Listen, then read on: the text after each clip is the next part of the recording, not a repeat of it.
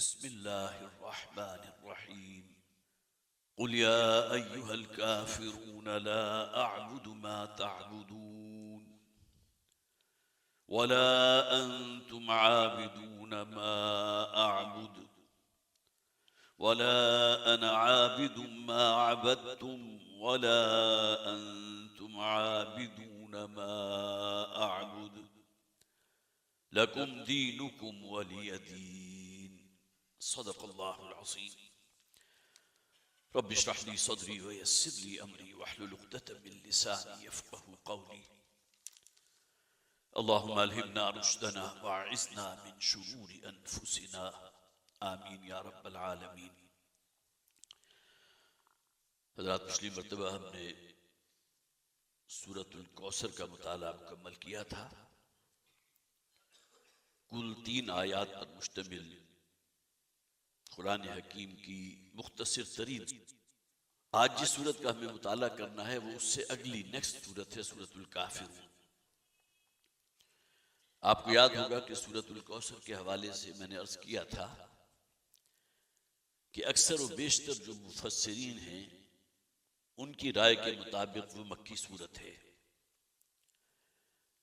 लेकिन एक हदीस जो हजरत अनस रज़ी अल्लाह ताला अन्हु से मरवी है जिसमें उन्होंने ये फरमाया कि एक ऐसी महफिल में जिसमें वो खुद भी मौजूद थे, नबी अकरम सल्लल्लाहु अलैहि वसल्लम भी तशरीफ फरमा थे, तो उनका अपना मुशाहिदा है कि हुजूर पर अचानक एक ऊँग सी तारी हुई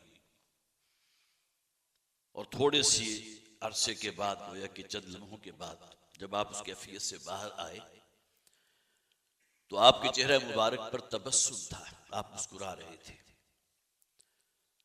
तो सहाबा ने हुजूर से सवाल किया कि हुजूर क्या मामला है, कोई खुशखबरी है, कोई नवीद है? तो हुजूर ने फरमाया, हाँ, ये सूरह मुबारक सूरतुल कौसर मुझ पर नाजिल हुई है जिसमें अल्लाह ताला ने मुझे कौसर की खुशखबरी अता फरमाई। और उसके बाद मुतअद्दिद अहादीस का हमने जिक्र किया, मुताला किया कि जिसमें हौज़ कौसर का जिक्र भी है, नहर कौसर का जिक्र भी है, उसकी कैफियत का जिक्र भी है, और ख़ास तौर पर कि वो दिन जिसे हम यौम हश्र के नाम से जानते हैं, जबकि शदीद प्यास होगा, बहुत ही शदीद जो है वो सख्ती का मामला होगा, जिसके लिए अल्फाज ये भी आते हैं कि सूरज सवा नेज़े पर होगा। तो नबी अकरम सल्लल्लाहु अलैहि वसल्लम इस हौज़ कौसर से अपने उम्मतियों की सैराबी का एहतमाम फरमाएंगे। और वो हदीस भी हमने पढ़ी थी कि जिसमें हुजूर ने फरमाया कि मेरे उम्मतियों में से एक तादाद ऐसे लोगों की भी होगी कि जिन्हें मेरे करीब नहीं आने दिया जाएगा। तो नबी अकरम सल्लल्लाहु अलैहि वसल्लम ने जब उनसे सवाल किया, जब हुजूर से जब ये सवाल किया गया तो उस पर फरिश्तों ने ये जवाब दिया कि आपके ये उम्मती वो हैं कि जिन्होंने आपके बाद दीन में नई नई चीजें ईजाद कर ली थी। तो उसी हवाले से मैंने अर्ज किया था कि लम्हा फिक्रिया है कि दीन तो असल में मुकम्मल हुआ मुहम्मद रसूलुल्लाह सल्लल्लाहु अलैहि वसल्लम पर, लेकिन उसके बाद अगर कुछ बिदआत और रसूमात और इस किस्म की और बहुत सी चीजें अगर कहीं शामिल कर ली गई हैं तो गोया कि वो उन लोगों में शुमार होंगे जिन्हें नबी अकरम सल्लल्लाहु अलैहि वसल्लम की मेजबानी से महरूम कर दिया जाएगा। अल्लाह ताला हमें उन लोगों में शामिल ना फरमाए। अब आइए कि सूरह मुबारक का मुताला करते हैं। ये बिल इत्तिफाक मक्की सूरत है। इस सूरत का नाम जो है अल काफिरून, ये पहली आयत से माखूज है, कुल या अय्युहल काफिरून। और ज़माना नुज़ूल इसका तकरीबन मक्की दौर का वस्त है, सन 4, 5 या 6 नबवी हिजरी की बात नहीं मैं कर रहा, जबकि नबी अकरम सल्लल्लाहु अलैहि वसल्लम को अभी दावत का आगाज किए हुए तकरीबन 5-6 बरस गुजरे थे कि ये सूरह मुबारक नाजिल हुई है। लेकिन पस मंजर को खास तौर पर ज़हन में रखिए तो मालूम जो है बिल्कुल बात बिल्कुल वाज़ेह हो जाएगी। नबी अकरम सल्लल्लाहु अलैहि वसल्लम ने जब दावत का आगाज किया तो आगाज में जो रद्द अमल मुशरिकीन मक्का की तरफ से सामने आया वो ये था कि बात को चुटकियों में उड़ाने की कोशिश की गई। ये तो असल में मोहम्मद जो पेश कर रहे हैं सल्लल्लाहु अलैहि वसल्लम, ये तो असल में शायरी है, उनका कुछ खुद साख्ता कलाम है। इन्हें कोई जुनून का आर्जा हो गया है, मा अंत बिन रहमति रब्बिका बिमजनून, जो सूरह कलम में फरमाया गया है, नबी आप अपने रब के फजल से मजनून नहीं है। काहिन कहा गया है, कहानत का कलाम है जो हुजूर पेश कर रहे हैं, तो गोया के बिल्कुल चुटकियों में उड़ाने की, सीरियसली इस बात को लिया ही नहीं गया। इब्तिदाई 2-3 बरस ऐसे गुजरे हैं जिसमें ये कैफियत आपको नजर आती है कि बात को बिल्कुल ही हल्का समझा गया, सीरियसली लिया नहीं गया। लेकिन अब जब देखा उन्होंने कि हुजूर पर ईमान लाने वालों की तादाद में मुसलसल इजाफा हो रहा है और हमारे अच्छे तबके के लोग भी हुजूर पर ईमान ला रहे हैं, हजरत उस्मान रजी अल्लाह तआला अन्हु ईमान ला चुके, हजरत अबू बकर सिद्दीक रजी अल्लाह तआला अन्हु, जिसे आप कह सकते हैं कि मक्के की जो क्रीम हो सकती है, इलीट, उस क्लास से ताल्लुक रखते थे। तो अब उनके लिए मामला जो है कुछ संजीदगी का हुआ कि नहीं, ऐसी बात नहीं है जिसे हम वो एक मुश्ते खाक समझे थे, वो तो अब एक जोर आवर आंधी की शक्ल इख्तियार किए हुए। लिहाजा उनकी तरफ से अब दूसरे दौर का आगाज हुआ जिसमें मुसालिहत की बात की गई, कोई लालच दी गई, टेम्पटेशंस जो है वो सामने रखी गई और कुछ ले देकर हमें अपना मामला कर लेना चाहिए।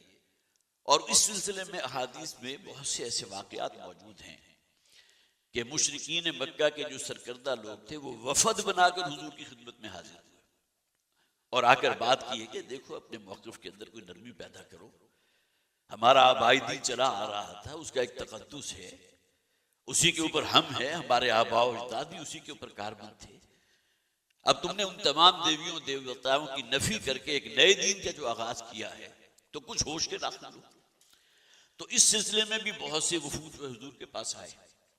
अब ये सूरह मुबारक नाज़िल जो हो रही है, तो उस सिलसिले में मैंने खास तौर पर नोट किया था, हज़रत अब्दुल्लाह इब्न अब्बास रज़ी अल्लाह तआला अन्हु से मरवी एक हदीस मौजूद है जिसमें वो फरमाते हैं कि मक्का के रूसा का एक ग्रुप, जो भी वहां के सरमायादार लोग थे, जो वहां के रहने वालों में बड़े बाहिसियत लोग थे, वो एक ग्रुप की शक्ल में हुजूर की खिदमत में हाजिर हुए और आकर कहा कि हम आपको इतनी मालो दौलत और इतना सरमाया देंगे कि आप मक्का के मुतमव्विल तरीन शख्स बन जाएंगे, लेकिन अपनी इस बात से बात आ जाएगी, ये जो मौक़िफ़ आप पेश कर रहे हैं ये हमारे नजदीक जो है, हमारे आबाओ अजदाद से जो दीन चला आ रहा है उसके ऊपर तेशा बनकर गिर रहा है। लिहाजा गोया कि हुजूर को इस हवाले से भी लालच दी गई कि दौलत के अंबार आपके कदमों में हम लगा देंगे। फिर इसी तरह एक और वफद है कि जिसमें वलीद इब्न मुगीरा, उमय्या इब्न खल्फ और आस इब्न वाइल, ये बहुत ही बाहसियत लोग थे मक्का के रहने वाले, ये भी एक वफद बनाकर हुजूर की खिदमत में हाजिर हुए और आपसे आकर जो सवाल किया वो ये था कि हम आपस में एक जेंटलमैन एग्रीमेंट कर लेते हैं। देखिए, आप हमारे बुतों की, हमारे देवी देवताओं की नफी न करें, बल्कि उससे आगे बढ़कर दावत उन्होंने ये दी। और ये बाकायदा वाकयात वो हैं जो सीरत की किताबों में, अहादीस की किताबों में आपको मिल जाएंगे कि हम ऐसा करते हैं कि एक साल जो है हम आपके रब की परस्तिश करेंगे, उसकी पूजा करेंगे, सिर्फ उसी को पुकारेंगे, लेकिन हमारे दरमियान ये बात तय हो जानी चाहिए कि अगले साल फिर आप जो हमारी लात है, उज़्ज़ा है, मनात है, जो देवियां हैं, इनकी इबादत करेंगे, इनकी परस्तिश करेंगे। अब ये मामला जो है खासी हद तक प्रेशराइज किया जा रहा था नबी अकरम सल्लल्लाहु अलैहि वसल्लम को, जैसा कि मैंने अर्ज किया कि मुख्तलिफ वफूद आए। इसी तरह मक्का के रहने वालों में एक बहुत ही मोतबर शख्सियत थी, उतबा इब्न रबिया की, बहुत ही सुलहजू किस्म का इंसान। वो इनफरादी हैसियत में हुजूर के पास हाजिर हुआ है और आकर कहा है, देखिए, बहुत ही नुस्ख और खैरखाही के जज्बे के साथ, दिलसोजी के साथ उसने बात की है कि देखिए, हमेशा से हमारा जो है शिराजा बड़ा पुख्ता था, आपने जो नया दीन इजाद कर लिया उसकी वजह से हमारा अहले अरब का शिराजा जो है बिल्कुल मुंतशिर होकर रह जाएगा और हमारे अंदर जो इत्तेहाद था, जो यगानगत थी पूरे अरब के अंदर, उसका जो है बिल्कुल पारा पारा होकर रह जाएगी। लिहाजा कोई मामला आप जो है इसमें कोई संजीदगी का मामला इख्तियार करें। और आगे बढ़कर उसने कहा कि हमने आज तक किसी को अपना बादशाह तस्लीम नहीं किया, लेकिन अगर आप अपनी इस दावत को छोड़ देते हैं तो हम अरब का बादशाह बना लेंगे आपको। ये भी टेम्पटेशन है ना जो उनकी तरफ से दी गई। इसी तरह हम आपके कदमों जो है माल दौलत के ढेर लगा देंगे। और एक जरा निचले दर्जे की बात भी उतबा ने ये कही कि यहाँ मक्के के रहने वाली जो खवातीन हैं, अगर किसी के बारे में आपके दिल में ख्वाहिश है कि आप उससे निकाह करना चाहते हैं, जो मालदार भी है, ज़ात हस्ब नसब वाली भी है और एक हैसियत वाली है, तो आप हमें इशारा कीजिए, मैं जाऊंगा उसके पास आपकी तरफ से पैगाम लेकर। गोया कि उसने अपनी ज़हनी सतह के मुताबिक वो आखिरी बात भी कह दी कि शायद इसकी वजह से नबी अकरम सल्लल्लाहु अलैहि वसल्लम का जो पाए इस्तिक़लाल है उसके अंदर कोई लर्जिश पैदा हो जाए। लेकिन इन तमाम चीज़ों का शदीद नफी के साथ जवाब दिया गया। अब ये वो असल में पस मंजर है कि जिसमें सूरह मुबारक नाजिल हो रही है। कुल या अय्युहल काफिरून, ए नबी कह दीजिए, ए काफिरों जो वफद बना बना कर मेरे पास आ रहे हो, मुझे लालच दे रहे हो, मुझे प्रेशराइज कर रहे हो, कोई जेंटलमैन एग्रीमेंट करना चाहते हो कि एक साल मैं तुम्हारे देवियों और देवताओं की परस्तिश करूं और अगले साल तुम मेरे खुदा की परस्तिश करोगे। ला अअबुदु मा तअबुदून वला अंतुम आबिदून मा अअबुदु वला अना आबिदु मा अबदतुम वला अंतुम आबिदून मा अअबुद। देखिए किस दर्जे तकरार है इसके अंदर। इससे अंदाजा होता है कि जो कुल कहा गया है तो उसके अंदर एक बड़ा जोर है। ऐलान कर दीजिए मोहम्मद इस बात का सल्लल्लाहु अलैहि वसल्लम, ये अपनी हरकतों से बात नहीं आ रहे। और इस दर्जे निचली बात भी उन्होंने कही कि किसी खातून की तरफ आप जरा इशारा कीजिए, उसका निकाह हम आपके साथ करा देंगे। तो मालूम हुआ कि इन तमाम बातों से आप ऐलान बरात कीजिए और मैं तो सिर्फ बंदगी करूंगा उसी रब की, जैसे कि हजरत इब्राहिम ने कहा था ना, अल्लज़ी फ़तरस समावाति वल अर्ज़, जिसने जमीन और आसमान की तख्लीक की है, जिसने तुम्हें और मुझे पैदा किया है, वो रब के जो हमारा हर जरूरत का हमसे बढ़कर जानने वाला है, मैं तो सिर्फ उसी की परस्तिश करूंगा। तो ये पस मंजर है कि जिसमें ये सूरह मुबारक नाजिल हो रही है और उससे गोया कि इसके अंदर जिस एक सौती जो एक जिसे आप कहिए कि जलाली कैफियत है वो भी आपको महसूस हो जाएगी। फिर अगली बात यह कि सूरह मुबारक की फजीलत भी है। चारों कुल के अल्फाज इस्तिलाह आपने सुनी होगी और अहादीस मौजूद हैं कि नबी अकरम सल्लल्लाहु अलैहि वसल्लम का ये मामूल रहा है कि आप सोने से पहले जब अपने बिस्तर पर इस्तराहत के लिए आराम फरमाते थे तो चारों कुल या मुअव्वज़तैन, या सूरह इखलास और सूरह फलक और सूरह नास, इसकी तिलावत फरमाते थे। और फिर मसनून अमल ये है कि अपने हथेलियों पर फूंक मारकर अपने पूरे जिस्म पर उस जो हाथ को जो है वो फेर लिया करते थे। तो सूरतुल काफिरून के बारे में भी मुस्नद अहमद, तिरमिज़ी, निसाई और इब्न माजा में हदीस की 4 मुस्तनद किताबें हैं। हजरत अब्दुल्लाह इब्न उमर रज़ी अल्लाह तआला अन्हु से मरवी एक रिवायत मौजूद है कि नबी अकरम सल्लल्लाहु अलैहि वसल्लम जो है, बल्कि आपका ये मामूल था और वो ये फरमाते हैं कि मैं खुद अपने कानों से सुना हुजूर को कि फजर की 2 सुन्नतों में नबी अकरम सल्लल्लाहु अलैहि वसल्लम पहली रकत में सूरतुल काफिरून और दूसरी रकत में सूरह इखलास की तिलावत फरमाया करते थे। इस बात को भी ज़हन में रखिए कि फजर की सुन्नतों के बारे में उमूमी हुक्म यह है कि वो मुख्तसर होनी चाहिए, इसलिए कि हुजूर का मामूल क्या था कि रात के पिछले पहर आप अपने रब के हुजूर खड़े हैं, तहज्जुद अदा कर रहे हैं, उसमें बसा औकात कई कई घंटे गुजर गए। एक रिवायत वो भी तो मौजूद है ना, मुस्तनद रिवायत है कि जिसमें नबी अकरम सल्लल्लाहु अलैहि वसल्लम ने एक रकत में सूरह बकरा, सूरह आल इमरान, सूरह निसा, सूरह माइदा तकरीबन 5 साढ़े 5 पारे आपने तिलावत फरमाई। तो वो लॉन्ग स्टैंडिंग जो आपका पोस्टर था, जिसकी वजह से हजरत आयशा फरमाती हैं कि आपके पाए मुबारक जो है मुतवर्रम हो जाया करते थे। लेकिन ये कि उसके बाद जो फजर की नमाज है उससे पहले की सूरतें हुजूर की मुख्तसर हुआ करती थी। लिहाजा ये जो रिवायत मौजूद है जो हदीस की 4 किताबों में है हजरत अब्दुल्लाह इब्न उमर रज़ियल्लाहु ताला अन्हु की, कि जिसमें हुजूर फजर की सुन्नतों में उमूमन इन सूरतों की तिलावत फरमाते थे। इसी तरह हजरत खबाब इब्न अरत रज़ियल्लाहु ताला अन्हु वो फरमाते हैं, ये दहकते हुए अंगारों पर जो वाकया हुआ था, एक सहाबी को आपने सुना होगा, जो हजरात भी हमारी मजालिस में आते रहते हैं, दीन के साथ कुछ न कुछ उन्हें शगफ है कि हजरत खबाब बिन अरत को गिरते हुए अंगारों के ऊपर लिटा दिया गया था। अब ये वो 3rd फेज था जिसमें परसिक्यूशन था, तशद्दुद थी, ताज़ीब थी कि जो भी ईमान ला चुके मोहम्मद पर सल्लल्लाहु अलैहि वसल्लम, अब लालच भी जाएगा गई, कोई टेम्पटेशन काम नहीं आई। शुरू में जो बात को चुटकियों में उड़ाया गया था वो बात भी पादर हवा हो गई। अब उनके पास सिर्फ एक ही जो है वो रास्ता रह गया था कि अब कुचल दो मुसलमानों को। तो हजरत खबाब इब्न अरत रज़ियल्लाहु ताला अन्हु से मरवी हदीस मौजूद है, वो फरमाते हैं कि मैंने हुजूर से सवाल किया कि हुजूर रात सोने से पहले कोई अमल मुझे बता दीजिए। तो नबी अकरम सल्लल्लाहु अलैहि वसल्लम ने अब खास तौर पर इस सूरह मुबारका का नाम लिया। आपने फरमाया कि रात सोने से पहले सूरतुल काफिरून की तिलावत करके सोया करो। इससे भी गोया कि एक फजीलत हासिल हो गई। और ये बातें सिर्फ सुनने के लिए और अपने इल्म में इजाफे के लिए नहीं है, बल्कि इन बातों को हमें अपना मामूल बनाना चाहिए। इसी तरह हजरत फरवा बिन नौफल रजी अल्लाह तआला अन्हु से मरवी भी एक हदीस मौजूद है अबू दाऊद और मुस्नद अहमद की, कि जिसमें नबी अकरम सल्लल्लाहु अलैहि वसल्लम ने इस सूरह मुबारका को रात सोने से कबल तिलावत के लिए खास तौर पर जो है मुख्तस फरमाया था। अब आइए सूरत का मुताला कीजिए। कुल या अय्युहल काफिरून। देखिए काफिरून जो यहाँ कहा गया, तो इस बात को ज़हन में रखिए कि इसमें कोई तज़हीक या तज़लील वाली बात नहीं है।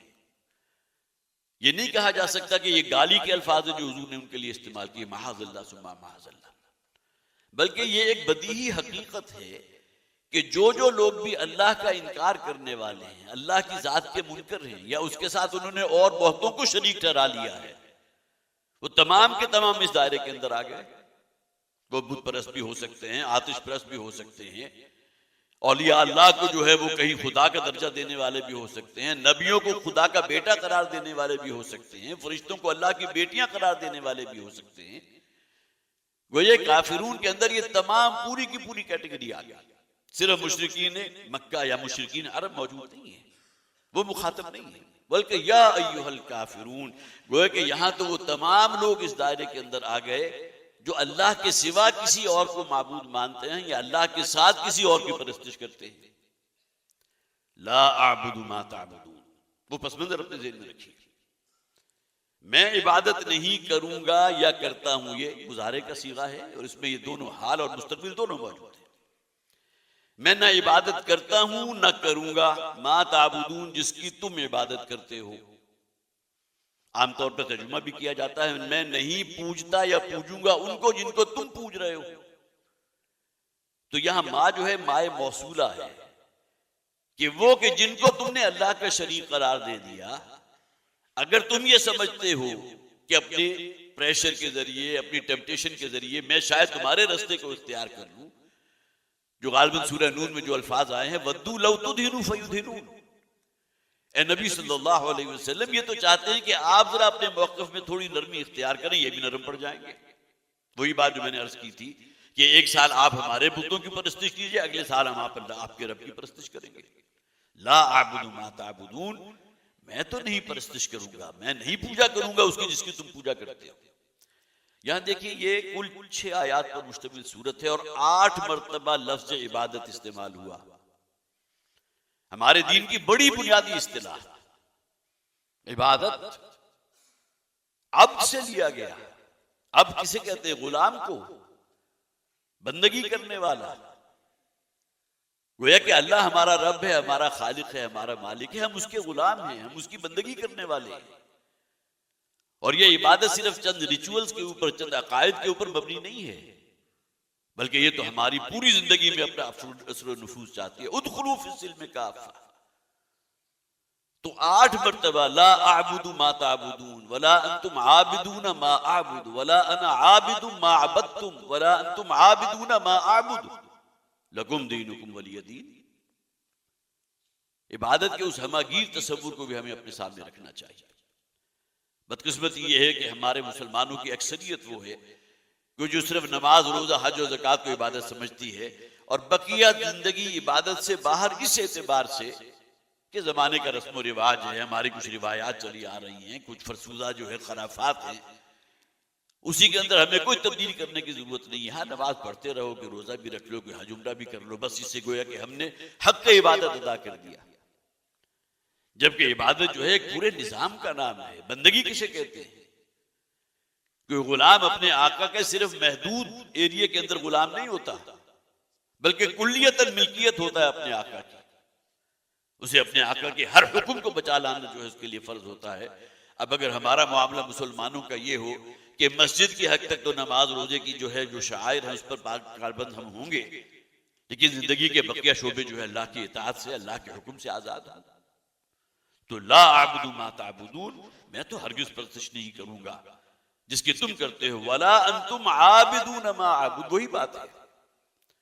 और यहां बैन सुतूर ये बात भी मौजूद है कि मुझे मालूम है अच्छी तरह तुमने जिस तरह अपने आबाई दीन को दांतों के जरिए मजबूती से पकड़ रखा है, तुम भी उसे छोड़ने को तैयार नहीं। अगरचे उसी मुआशरे से निकली थी ना सईद रूही। अबू बकर कौन थे? उसी मुआशरे के रहने वाले थे। हजरत उस्मान कौन थे? उसी मुआशरे के रहने वाले थे। हजरत बिलाल कौन थे? जिन पर शदीद तरीन जुल्म हुआ, लेकिन उसके बावजूद भी उन्होंने जिस कलमा तौहीद का दामन पकड़ा था उसे छोड़ने को तैयार नहीं। हजरत यासिर रजी अल्लाह तआला अन्हु ने अपनी जान जो है उसको कुर्बान कर दिया, लेकिन दीन से 1 इंच पीछे नहीं हटे। तो वला अंतुम आबिदून मा अबूद, ये उनसे बात की जा रही है कि मुझे मालूम है अच्छी तरह तुम हरगिज जो है वो नहीं पलटोगे। जैसे कि मैंने अर्ज किया कि हुजूर को दावत देते हुए तकरीबन 4-5 बरस बीत चुके, लेकिन गिनती के चंद लोग थे जो हुजूर पर ईमान लाए। ये अलग बात है कि नबी अकरम सल्लल्लाहु अलैहि वसल्लम का जब मदनी दौर हम देखते हैं तो उसमें जो बिल्कुल एक आपको जमीन और आसमान का जो है वो फर्क नजर आ रहा है कि जहां कहां 13 बरस की मेहनत और आप पर ईमान लाने वालों की तादाद 200 से ज्यादा नहीं, और कहां जब हुजूर हिजरत फरमा कर मदीना तशरीफ ले आए तो 6-6.5 बरस के बाद जो अल्लाह ताला ने हुजूर के हाथों मक्के जो है फतह करवा दिया। उससे पहले सब सुलह हुदैबिया हो गई, इन्ना फतहना लका फतहन मुबीना, जिसे अल्लाह ताला ने बहुत अजीम शान फतह करार दिया था। तो वला अंतुम आबिदून मा अबुद वला अना आबिदुम मा अबदतुम, और ना मैं इबादत करने वाला हूं जिसकी तुम इबादत करते हो। वही बात है, लेकिन देखिए पहले मुजारे का सीगा था ला अअबुदु मा ताबुदून, अब यहां जो है वला अना आबिदुम मा, ये फाइल है, मैं नहीं इबादत करने वाला। गोया कि ये कोई हल्की बात नहीं है, इस किस्म का कोई इरादा या कोई ख्याल भी मेरे ज़हन में नहीं आ सकता कि मैं अपने रब की बंदगी को छोड़ दूं। जो सूरह ज़ुमर के आखिर में फरमाया गया ना, कुल अफ़ग़ैर अल्लाहि ताबुदूनी अय्युहल जाहिलून, नबी इनसे कह दीजिए ए जाहिल हो। वहां देखिए अय्युहल जाहिल